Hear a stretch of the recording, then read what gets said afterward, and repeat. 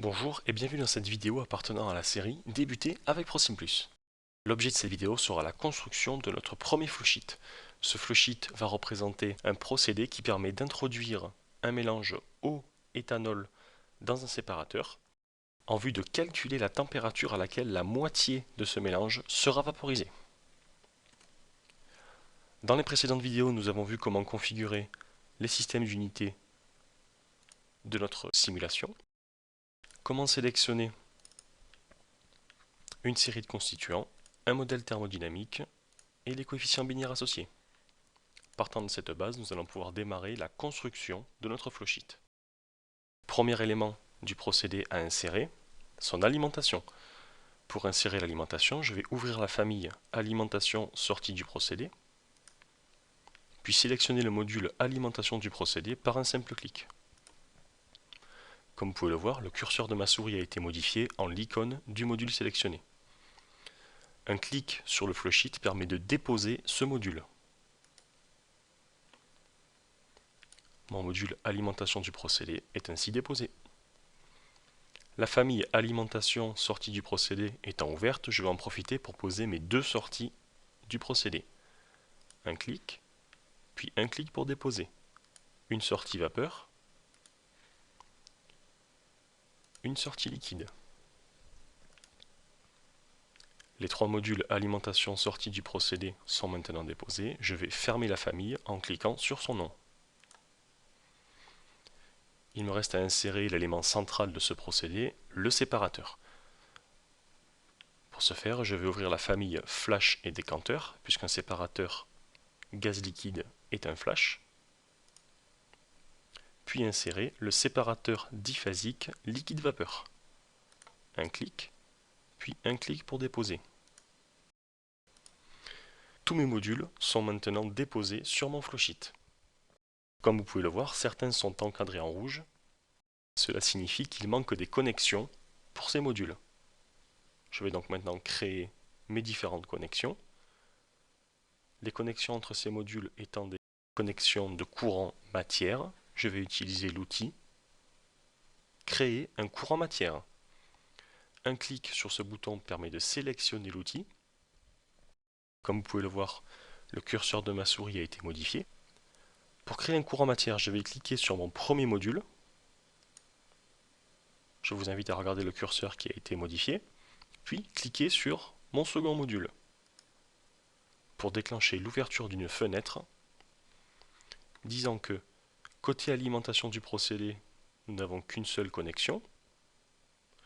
Côté séparateur diphasique liquide-vapeur, nous avons 4 connexions.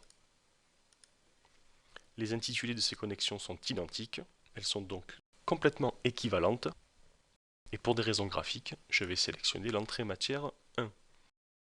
Un clic sur OK permet de créer mon premier courant matière. Je vais répéter l'opération pour créer mon second courant, qui permettra la sortie vapeur de mon séparateur. Ici, notre fenêtre nous indique une ambiguïté. Côté séparateur, nous avons une sortie liquide et une sortie vapeur. Les intitulés étant différents, ces deux sorties ne sont pas équivalentes. Je vais donc sélectionner la sortie vapeur, car la sortie du procédé est la sortie vapeur. OK permet de créer mon second courant matière. Je répète l'opération pour la sortie liquide du procédé. Ici, il n'y a aucune ambiguïté puisqu'il ne restait qu'une seule sortie sur mon séparateur, la sortie liquide. Tous mes modules sont déposés, les courants matière ont été créés pour connecter les modules entre eux. Je vais maintenant pouvoir paramétrer ces différents modules. Commençons par les plus simples, les modules de sortie. Ici, je n'ai qu'un nom à paramétrer. Sortie vapeur du mélange. OK, vous pouvez voir ici, le module a été renommé. De la même façon, je vais renommer sortie liquide. OK. Ensuite, mon alimentation. Encore un double clic. Le nom Entrée du mélange. Ensuite l'onglet Paramètres. Alors dans cet onglet, vous allez devoir spécifier l'ensemble des paramètres de l'alimentation, à commencer par la température. Ici, nous allons prendre la température qui est fournie par l'utilisateur. Les 25 degrés par défaut nous vont très bien.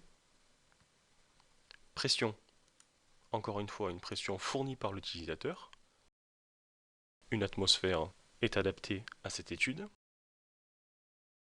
Ensuite, nous allons spécifier le débit de cette alimentation.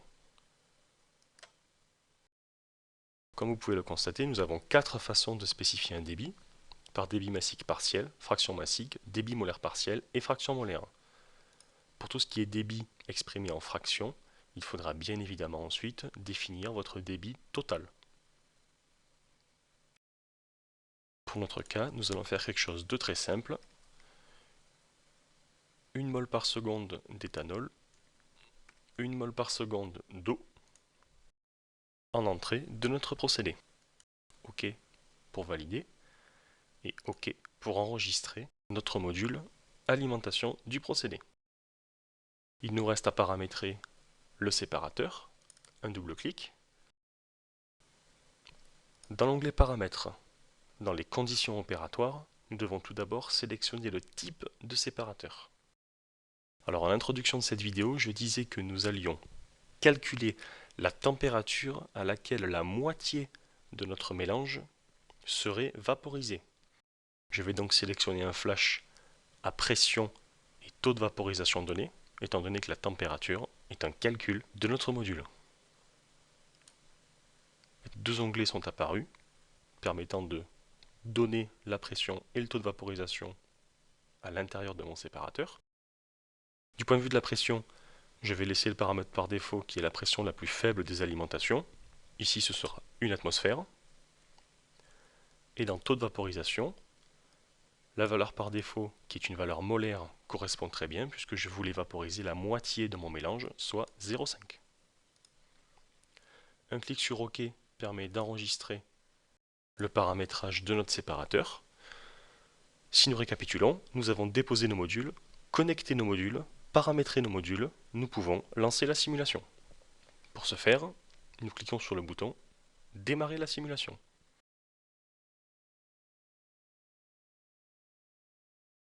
Ici, comme vous pouvez le voir, les calculs sont vraiment très rapides. Nos modules calculés ont tous une icône verte, donc les calculs se sont bien déroulés. Il en est de même pour la barre d'avancement qui est au vert. Je peux fermer la fenêtre de calcul. Ici, un cartouche s'est ouvert dans la partie basse de la fenêtre. Ce cartouche vous permet d'observer les différents paramètres des différents courants. Un clic droit sur le cartouche permet d'ajouter ou de retirer certaines grandeurs afin d'observer et surtout de comparer les grandeurs des différents courants entre elles. Au niveau de mon flowsheet, en réduisant le cartouche et en effectuant un petit zoom sur la fenêtre, voilà. En passant la souris sur un courant, une infobulle m'informe des paramètres de ce courant.